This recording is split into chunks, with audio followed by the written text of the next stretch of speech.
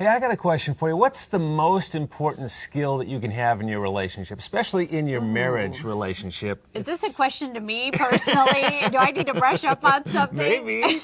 It's probably communication. I think that the research right. makes that pretty plain. You want to have a healthy relationship, you've got to learn how to communicate well. Oh, and it's all about getting connected. I mean, because I live for intimacy, and you can't do that without a great conversation. And it's mystifying sometimes when you want to connect and you're ready to connect, and it breaks down and you can't figure out why. Yeah, absolutely. Okay, so what do you do if you want to communicate well? I say it's getting back to the basics. And whenever I think about this, I always think of Vince Lombardi, the famous football coach who, you know, at halftime, he would tell his players, he'd come in, if they weren't doing so well, he'd hold up a football in that locker room and say, "Men, this is a football." Well, no duh, right? They've given their life to the game. They know what that is. But it was his way of saying, let's get back to the fundamentals and play this game that we know how to play. And it works in communication, doesn't it? To understand the foundations. Yeah, okay. So this is communication. Here's the two fundamental skills of communication. Number one, to clarify content. And I know you want to say, well, no duh, right? Yeah, but I do. No duh.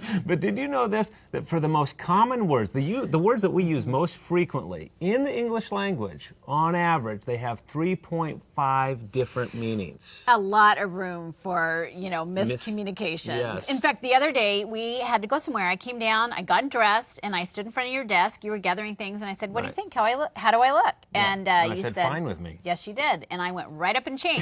Because that's what I thought. I thought you were saying, you know, well, hey, it's your reputation. Fine with me if you want to go out public looking like that. You say, no, you really liked it. Yeah, it never occurred to me that that's how you would interpret that. I was literally saying, hey, it's fine with me. We're in a hurry. Let's get going. I could have clarified. Yeah, I would have saved myself a lot of agony. Well, and it goes both ways. It happens a lot, yeah. Because we both jump to conclusions. We read between the lines. Right. And so it's just important to clarify content. Skill number two? Yeah, another basic, reflect feeling. I mean, this is all about recognizing we're not just exchanging content, but there's a river of emotions going back and forth between us in a conversation. Yeah, I like that metaphor because it's almost like you're panning for gold when you're reflecting feelings. It's like you're kind of sifting through all the verbiage to find that little golden nugget of emotion and hand back to that person. Go, hey, here, is this it? Is this how you feel? You know? And you go, yeah, that's it. You know, it opens up the person's spirit. Yeah, because if someone understands you at that level, it's like nobody has done that usually all day or sometimes all week, maybe all your life. You feel